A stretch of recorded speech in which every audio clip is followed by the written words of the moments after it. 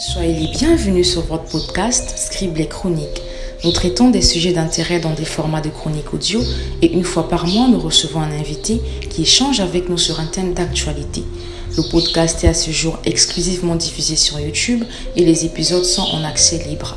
N'hésitez pas à nous rejoindre dans cette aventure que nous écrivons ensemble.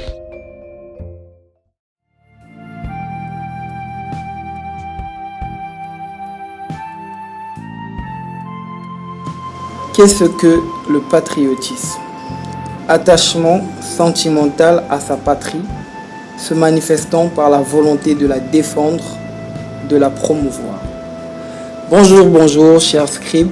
Nous vous retrouvons aujourd'hui pour un nouvel épisode, un nouveau talk, où nous allons recevoir un invité particulier avec qui nous allons discuter de la question du patriotisme en Afrique. Encore une fois, je suis accompagné par ma co-animatrice Doni. Bonjour Doni, comment tu vas? Bonjour Julien, je me porte bien et toi? Ça va. Alors Doni, est-ce que tu peux nous dire quelle est la surprise d'aujourd'hui pour les scribes?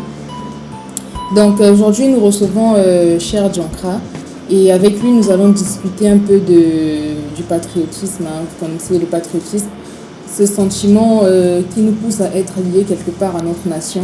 Donc du coup Cher, on aimerait quand même savoir l'aperçu que tu as du thème aujourd'hui. Pour toi, c'est quoi en fait le patriotisme? Merci. D'abord, la question est une question très pertinente. Vu que le patriotisme, selon moi, peut être décomposé par trois mots, ça va être un peu surprenant, vu qu'on voit que le mot patrie là-dedans. Mais moi, j'aimerais m'accentuer sur trois choses, qui est d'abord la patrie. Et il y a un mot qu'on ne voit pas très souvent, c'est le oti, qui est entre la patrie et le isme, qui est souvent un suffixe qui qualifie une chose. Et donc, c'est très important de savoir. Donc, si c'était, comme chez nous, comme on a l'habitude de dire, le sens caché de ce mot-là, du patriotisme, se trouve sur son oti, parce que ce oti-là, c'est un anglais, mais qui signifie, vous connaissez l'ergothérapie, c'est une science, c'est une branche de la santé qui est centrée sur le comportement, la stabilité de l'être humain.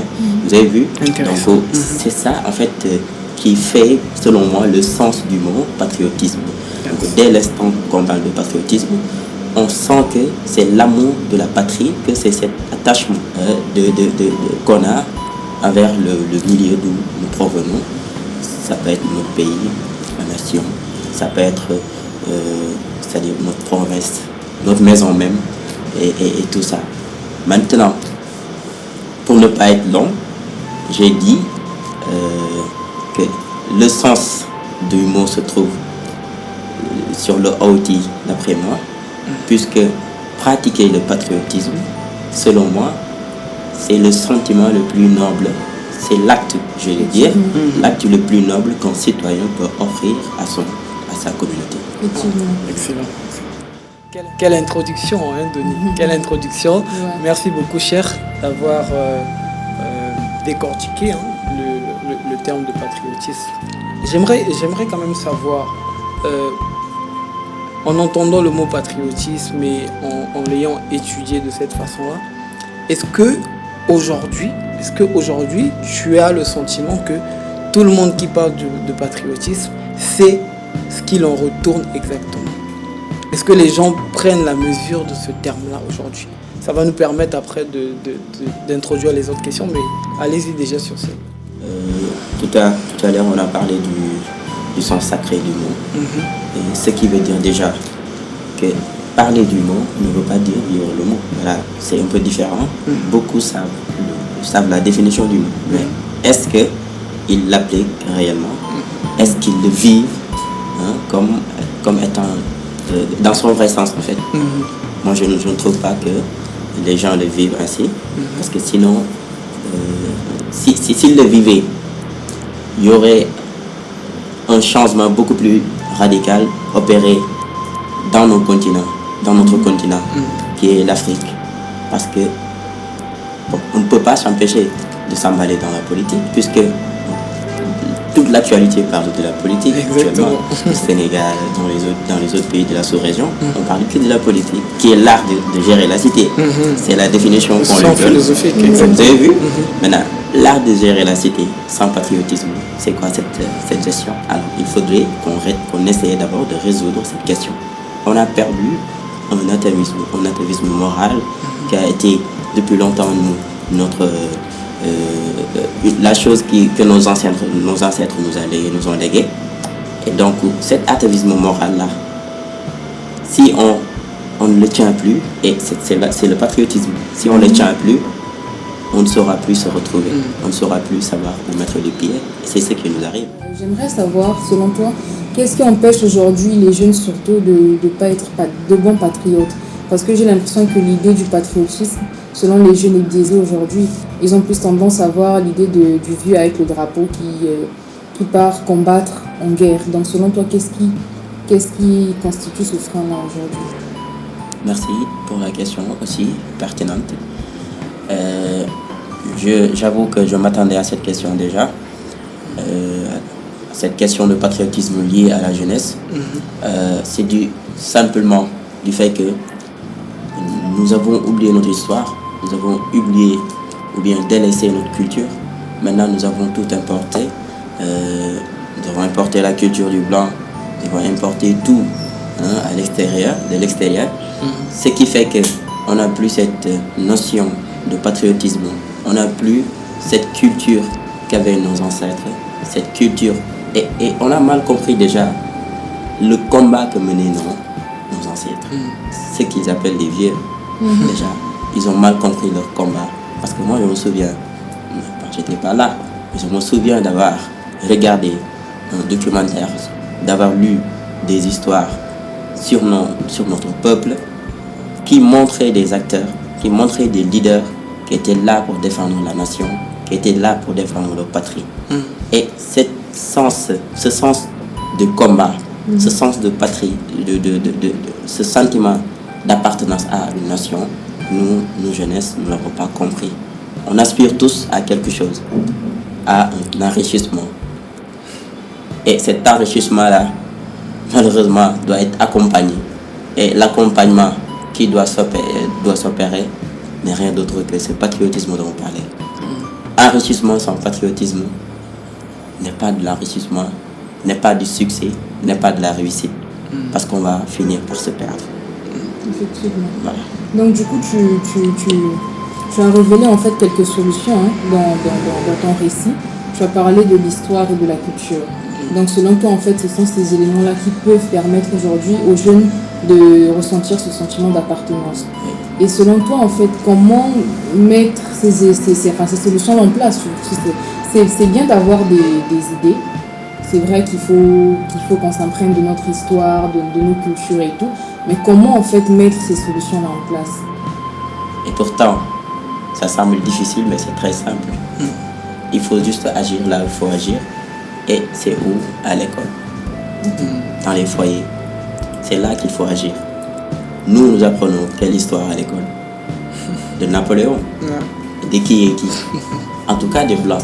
Exactement. Nous ne connaissons rien de notre pays. Et l'histoire qu'on nous raconte de nos ancêtres, ici au Sénégal par exemple, on nous fait le récit de Lat Dior. Et tout le temps, l'image qu'on a de Lat Dior, c'est quelqu'un, certes, il a combattu pour son pays, mais il fuyait. Vous avez vu? Il n'a pas combattu dignement pour le pays. Cette image qu'on nous fait savoir, cette image qu'on nous met dans notre tête, c'est pas réellement ce qui est. Et on devrait supprimer, selon moi, on devrait supprimer tout ce programme de nos programmes d'école. On doit enseigner l'histoire. On doit enseigner l'histoire de notre pays. On doit enseigner aux élèves, aux tout petits. Parce que comme on a l'habitude de dire, vous savez, le cerveau d'un enfant, c'est comme une page vierge. Tout ce que vous y écrivez, il reste, il demeure. Maintenant, mieux vaut y écrire une histoire vraie, réelle, et qui rattache l'enfant à son pays, une histoire qui l'appartient. Donc ça déjà c'est un facteur. Alors il faudrait également que les gens fassent recours aussi à l'éthique. Et je ne vois pas ça dans nos leaders. Tout le monde est à la recherche d'une chose: comment accéder au pouvoir. Ici, on a un problème, on a ce problème. On sait comment destituer un président, mais on ne connaît pas, mais on ne sait pas comment élire un président. Merci beaucoup, cher. On apprend beaucoup de ce que tu nous dis et c'est vraiment ça aussi l'objectif du podcast, c'est d'avoir plusieurs opinions qui vont servir à construire l'Afrique qu'on recherche tous en réalité.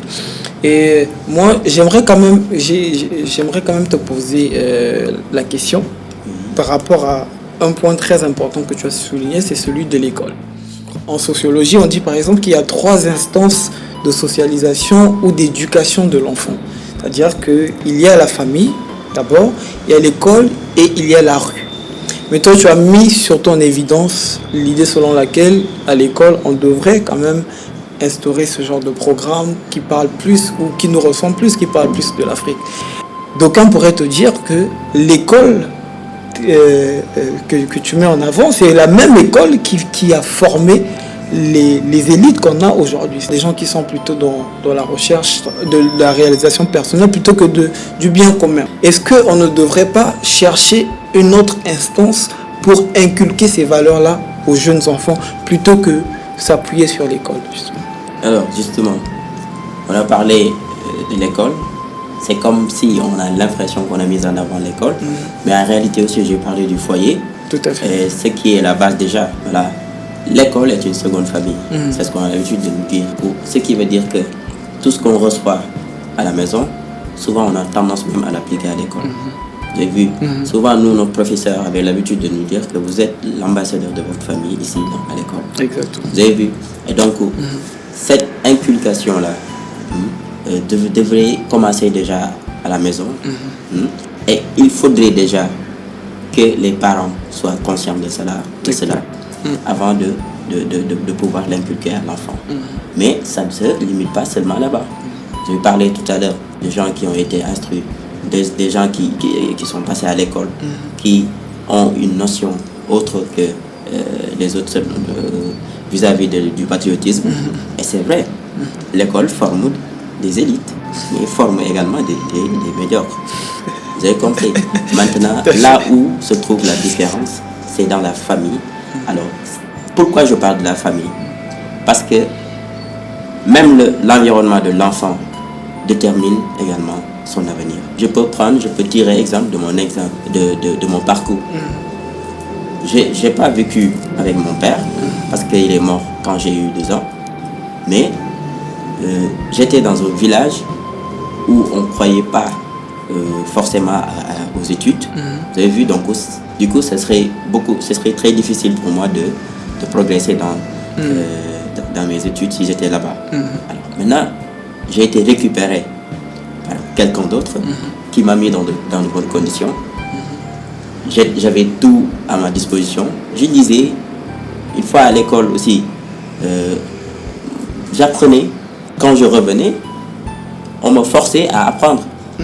Et tout le temps, je me rappelle, il m'appelait dans sa chambre pour me dire, il faut éviter de faire cela. Il faut faire cela pour son pays. Il faut faire cela pour ses proches. Il faut faire cela, il faut faire cela. Pour moi, et automatiquement, je me suis dit, mais attends, ça a eu un impact dans ma vie. Parce que je suis arrivé également à un instant de ma vie où je suis passé dans un autre environnement. Je n'avais plus ça. Et automatiquement, j'ai vu que mon niveau commençait à baisser. J'ai quitté premier jusqu'à 9e. Je me suis dit, mais attends, l'environnement également joue. Exactement. Voilà. Donc, il faudrait que l'engagement commence déjà chez les parents. Il faut qu'ils essaient eux-mêmes d'apprendre à leurs enfants l'histoire de leurs aînés, leurs grands-pères, extra, l'histoire de leur famille, extra. Ça joue dans l'enfant et on ne le connaît pas. C'est comme si c'était banal, mais en fait, c'est quelque chose qui est très important. Tout à fait. Voilà. Donc, c'est vrai que Cher a parlé vous avez parlé de plusieurs instances, pardon. Vous avez parlé de l'école, vous avez parlé également de la maison. Mais moi, j'aimerais également dire que les médias également doivent prendre en compte, en fait, qu'ils ont une responsabilité derrière. Tu vois, par rapport aux programmes télévisés, aux différentes informations qu'on diffuse à la télé. Moi, je pense que ça peut aussi concourir aujourd'hui à aider les jeunes à vraiment ressentir ce sentiment d'appartenance. Également, on peut miser sur la programmation de certaines activités. Vous allez remarquer que dans des pays comme la Russie ou la Chine, par exemple, sont des pays où il y a énormément, les gens sont très patriotes. Et moi, je pense qu'ils misent surtout plus sur... Ils organisent en fait plusieurs activités, beaucoup de concours, et ils commémorent également plusieurs événements. Donc moi, je pense que ces solutions également peuvent aider à renforcer ce sentiment-là. Tout à fait d'accord. Je vais revenir à toi, Cher. Mais je pense, Denis, par rapport à ce que tu as dit, ça revient toujours quelque part à l'essence de ce qu'a dit Cher aussi lorsqu'il parle de l'environnement. C'est Aristote qui disait que l'homme est un animal politique, un animal social. Donc l'environnement, ça a beaucoup à voir dans la personne qu'on va devenir, dans la façon dont on va se forger. Et lorsque tu évoques les médias, c'est très très important. Mais je pense que ça ne dédouane pas les parents de leurs responsabilités. Lorsqu'on parle du média, aujourd'hui, les parents, surtout lorsque l'enfant grandit, ils ont le contrôle sur ce que l'enfant peut suivre. Donc si chaque fois l'enfant est devant du divertissement, je pense que les aînés ou les parents aussi ont leurs responsabilités. Donc voilà. Je me dis, tout à l'heure j'ai parlé d'importation de culture. Pourquoi j'ai parlé de ça? Parce que nous recopions, surtout dans les mondes urbains, et nous au Sénégal, on a c'est-à-dire on parle de monde rural, on parle de monde urbain. Moi, je suis issu d'un village. Alors, quelle est la différence? Souvent, nous, on nous taxe d'être des gens qui s'adonnent à des choses très archaïques, compris? De l'animisme. Voilà, de l'animisme, etc., etc. On taxe de ça. Mais ça a un avantage. Ça a un avantage du fait que, par exemple, vous pouvez remarquer vous-même que je porte mon chapelet. C'est pas parce que j'ai envie de le porter que je le porte, mais je le porte parce que c'est comme si ça m'interdisait de faire certaines choses. Par exemple, quand je sors actuellement, j'achète une banane, je mange. Est-ce qu'après je vais jeter les ordures dans la rue, ou bien je vais attendre jusqu'à avoir une poubelle pour la mettre dedans? Alors, tout ça, c'est des choses qui jouent dans ma tête quand j'ai ça. Vous avez vu? Alors, quand même je dois faire de mauvaises actions et que je regarde cela, je me dis automatiquement, mais attends, Cher, ça ne te ressemble pas, tu ne dois pas faire ça. Automatiquement, je reviens. Alors, selon moi, ce qu'on qualifie d'archaïque a un effet positif chez moi. Tout à fait. Même maintenant, il faut être toujours optimiste dans ses démarches, parce qu'on ne peut pas aussi toujours rester dans des choses archaïques. Le monde évolue, mais évolue dans quel sens? Nous, on n'a pas bien compris l'évolution du monde ici en Afrique. Qu'est-ce qu'on a compris de l'évolution de ce monde? Maintenant, tout est accessible. On a le téléphone chez nous, on a l'ordinateur, on a tout ce qui est là, tout est accessible. Mais on en profite quand même pour jouer, on en profite pour beaucoup plus danser, on en profite pour être beaucoup plus meilleur. Mais attendez, Le divertissement. le divertissement, Exactement. le monde évolue. Les gens imaginent des choses. Vous avez parlé de la Chine tout à l'heure. Ils créent des choses. C'est des ingénieurs. Vous avez vu? Tout à fait. Il n'y a qu'en Afrique que vous venez et que les gens se glorifient de la danse, se glorifient. Certes, c'est bon, hein, ça fait partie de notre culture, mais quand même, il faudrait qu'on regarde de l'avant. Il faudrait qu'on se centre plus sur le développement économique, sur le développement scientifique. Tout à fait. Voilà, il faudrait que les gens, les jeunes surtout, se réveillent par rapport à ce côté. Par exemple, le TikTok, vous avez vu? Tout le temps, moi, par exemple, quand je suis chez moi, je n'ai plus d'autres activités. Je suis sur TikTok, j'avance, et puis le problème avec TikTok, c'est que ça ne s'arrête jamais. Vous continuez, vous poussez, vous avancez, Pendant ce temps, c'est tout 1h30 minutes passées. Et voilà, intelligents qu'ils sont. Ils regardent souvent vos activités. Dès l'instant que vous êtes sur TikTok, on vous propose Le même contenu. le même contenu pour occuper votre temps. Alors, ça, c'est ça qui nous empêche de réfléchir. C'est ça même qui nous empêche si je peux dire, de nous développer. Parce que dans un continent ou bien dans un pays où la jeunesse n'est pas réveillée, où la jeunesse ne s'adonne pas à des choses scientifiques, n'attendons pas à ce que ce pays se Donc, développe. cher, tu as parlé Tout tout à à fait. l'heure de ton chapelet. Est-ce que je me dis, tu n'évoquerais pas quelque part la responsabilité de la religion face au patriotisme? Oui, bien sûr. J'évoque la religion, bien sûr. Vous savez pourquoi? Ici, au Sénégal, l'Afrique est vaste. Et dans chaque pays africain, c'est d'ailleurs même la raison pour laquelle on a du mal à avoir les États-Unis d'Afrique. Parce qu'il y a une culture très différente qui est là. Il y a déjà la langue qui n'est pas pareille. Vous avez compris. Mais nous, par exemple, ici au Sénégal, on a notre religion, on a nos confréries et on a nos guides religieux. Et ces guides religieux-là, moi je ne les diabolise pas. C'est comme les gens l'ont vu, c'est des éducateurs. Ils appartiennent à un daïra et nous sommes tous des étudiants, mais conscients de notre avenir. Moi, par exemple, puisque j'ai un chapelet, ça m'interdit de faire de mauvaises actions. Mais quand même, ça me permet d'avoir un avancée spirituelle. Vous avez vu? Et ça me permet aussi d'avoir une autre vision du monde. Vous avez vu? Parce que les guides religieux dont je voudrais parler, comme Baye Niass, il est quelqu'un dans ce pays et il a été un précurseur du panafricanisme. Au moment où il nous disait dans son livre intitulé L'Afrique aux Africains, il nous appelait nous Africains. Parce que je me souviens, il avait dit à chaque parti son peuple, à chaque peuple sa patrie. Or nous sommes le peuple de l'Afrique. Vous avez compris? Alors dès l'instant qu'une personne vous parle de ça, il vous appelle le patriotisme. Vous avez vu? Donc ce sentiment d'appartenance que ces guides religieux créent chez nous permet quand même d'avoir aussi une autre vision du monde. Sur quoi on se fonde aujourd'hui pour dire que quelqu'un est un bon patriote? Alors, Question difficile. question Facile plutôt. difficile si vous voulez. C'est forcément difficile. Et là aussi, je vais évoquer la question du citoyen. Voilà. Dès l'instant qu'on parle du citoyen, on pense aussi au patriotisme. Alors, quand on parle de citoyen, il y a 3 rôles qu'il attend vis-à-vis déjà de son pays, de sa nation. Il y a un rôle que le citoyen joue dans la politique. Il y a un rôle également qu'il joue dans sa société. Il y a un rôle qu'il joue vis-à-vis de ses concitoyens. Effectivement. Et ces 3 rôles-là lui permettent de s'aider. Moi, je pourrais dire que c'est la base même du patriotisme.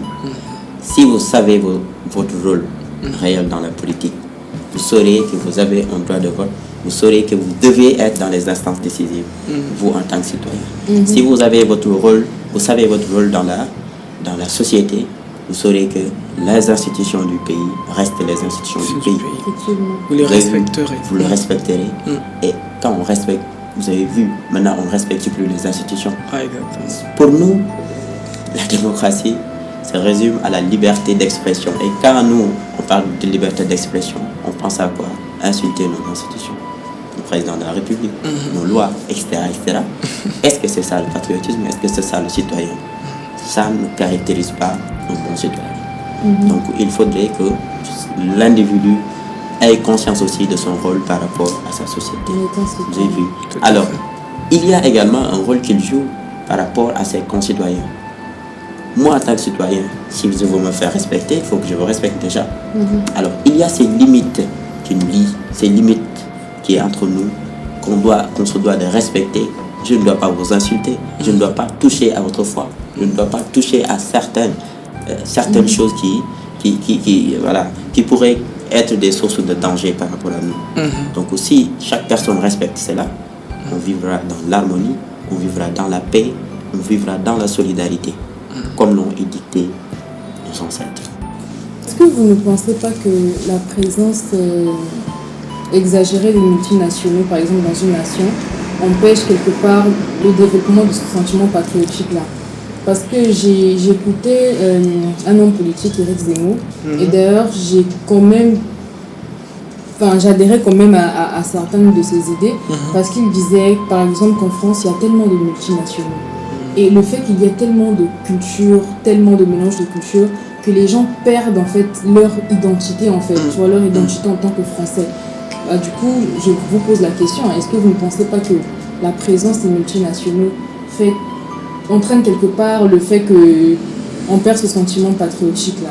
Il faudrait aussi qu'on comprenne une chose. Chaque pays a une façon de marcher, vous avez vu. Et chaque pays également a son peuple. Vous êtes africain. Mais quand même, vous comprenez certaines dires de Éric Zemmour. Vous avez compris. Parce que dès l'instant que la parole est vraie, on la reçoit. Vous avez compris. Alors, cette question-là, moi je me dis, dès l'instant que Moïse est à Côte d'Ivoire, bien au Sénégal, il a l'obligation de se conformer aux lois et aux institutions de ce pays. Et donc, il ne devrait pas y avoir de problème de gestion. Chaque politique a chaque pays du moins a une politique de gestion de sa population. Et donc, que vous soyez étranger ou originaire du pays, vous devez de vous conformer aux institutions de ce pays. Voilà. Donc, pour moi, il ne devrait pas y avoir un problème aussi majeur que ça. Donc, dès l'instant que moi je suis au Sénégal, il doit savoir que maintenant, certes, je suis de nationalité différente, mais quand même, je suis au Sénégal.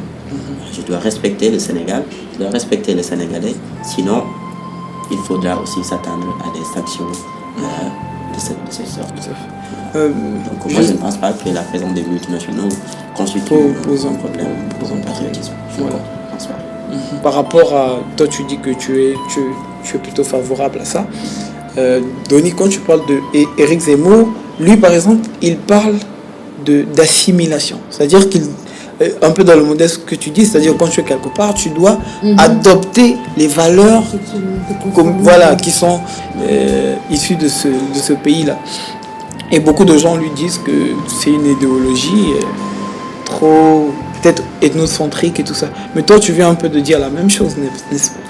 Voilà, donc j'ai dit ça. Donc ça va poser quelques problèmes déjà. Pourquoi? Parce que un musulman qui m'écoute et qui m'entend pourrait se dire, mais attends, nous musulmans par exemple, si vous êtes femme, vous voulez de voiler, là aussi c'est une question beaucoup plus épineuse. Voilà, exactement. Vous avez compris. Mais là aussi, je me dis que aussi accepter la présence des multinationaux dans notre pays, donc c'est quelque chose aussi qu'on devrait comprendre d'une manière beaucoup plus générale. Et Éric Zemmour également devrait comprendre qu'il y a de ces choses qu'on ne devrait pas s'interdire. Par exemple, se voiler. C'est-à-dire, se voiler ne veut pas dire également être un danger pour le pays. Se voiler ne veut pas forcément dire qu'on doit poser une bombe atomique, etc. Donc souvent, on a cet esprit-là qui fait qu'on interdit certaines choses. Je vous dis, la religion musulmane n'est pas une mauvaise religion. Une mauvaise religion, si on comprend le sens déjà de la religion. Voilà. Moi, je ne suis pas d'accord pour ces musulmans déjà qui pensent que la religion musulmane est associée déjà à de la violence. Tuer au nom de là, pourquoi faire? Les prophètes, lorsqu'ils étaient là pour nous délier. Vous avez vu, ils étaient là pour nous libérer. Et cette liberté, c'était par rapport à notre foi, c'était par rapport à notre façon de vivre, c'était par rapport... Et regardez d'ailleurs même, dans tous les livres que vous allez lire, tous les livres ayant rapport à la religion, que ce soit le Coran, que ce soit la Bible, etc., on nous apprend à accepter l'autre tel qu'il est. Vous avez vu? Alors, lorsque ces prophètes-là nous apprennent cela, et que nous, on les suit dans notre démarche, on les suit dans nos apprentissages, normalement, on doit aussi apprendre à accepter l'autre tel qu'il est. Voilà. Excellent, cher. Je crois que si on continue d'avancer, on va parler de beaucoup d'autres sujets qui n'auront pas forcément rapport avec le patriotisme. Mais vraiment, on te remercie beaucoup de tous tes apports aujourd'hui. Ça nous a, nous-mêmes déjà, en tout cas moi personnellement, j'ai beaucoup appris. Et j'espère que ceux qui nous écoutent aussi apprendront beaucoup de choses. Alors Denis, est-ce que tu as un dernier mot? Peut-être une autre question restant en suspense Non. pour qu'on aille vers la fin, quoi. Non, enfin, en tout cas, j'ai appris, je ressors de ce débat avec quelque chose. Un bon patriote, c'est un bon citoyen. Donc surtout, je nous encourage également à rechercher notre histoire, à rechercher nos cultures, nos origines, afin de créer en nous ce sentiment patriotique. Vraiment, c'est ce que je peux dire. Cher, Oui. un dernier mot? Ouais, voilà, déjà un dernier mot. J'aimerais dire, j'ai autant appris aussi que vous. Déjà, on n'est pas des savants. Lorsqu'on s'est présenté, on s'est dit qu'on est juste des étudiants. Mais lorsqu'on a l'amour d'une chose, déjà, c'est ça qui nous pousse à aller beaucoup plus de l'avant. Et c'est ça. Nous aimons notre Afrique. Nous aimons notre pays. Et on n'a pas une chose beaucoup plus chère que ça. C'est pourquoi la gestion dont certains en font ne nous plaît pas. J'ai vu. Et on a le droit de le dire. On a le droit aussi de le dire. Et je me dis, nous en tant que jeunes, lorsqu'on est conscient, lorsqu'on est éveillé, on ne doit pas rester dans son coin. On doit sortir, on doit prendre la parole, on doit prendre nos décisions. On doit parler fort pour qu'on nous entende. Tout à fait. Je me dis, comme dernier mot, dans une nation où on ne peut plus se débarrasser des leurs de certains, alors force est de constater, mais force est d'exercer un exutoire originel qui n'est rien d'autre qu'un retour vers nos ressources, un retour vers nos cultures, etc. Donc c'est ça mon dernier Un mot. discours très engagé. Très engagé. Si tu ne sais pas où tu vas, regarde d'où tu viens. Voilà, exactement. Merci beaucoup, Cher. Merci beaucoup, Denis. Je crois qu'on n'a pas besoin de dire plus de choses que ça. Vous avez tous les deux très bien résumé l'essence de ce qu'on recherchait ici. C'est pas justement de se mettre dans la posture de ceux qui savent tout, ceux qui ont la maîtrise, mais l'idée c'est de se partager des choses qui pourront nous-mêmes nous faire évoluer plus, nous faire apprendre plus et surtout nous donner le goût de repartir vers cette chose essentielle qui est notre culture propre, notre identité. Donc merci à tous de nous avoir suivis. On se retrouve dimanche pour un autre épisode. C'était Scriblé Chronique accompagné de Denis Je suis. À bientôt.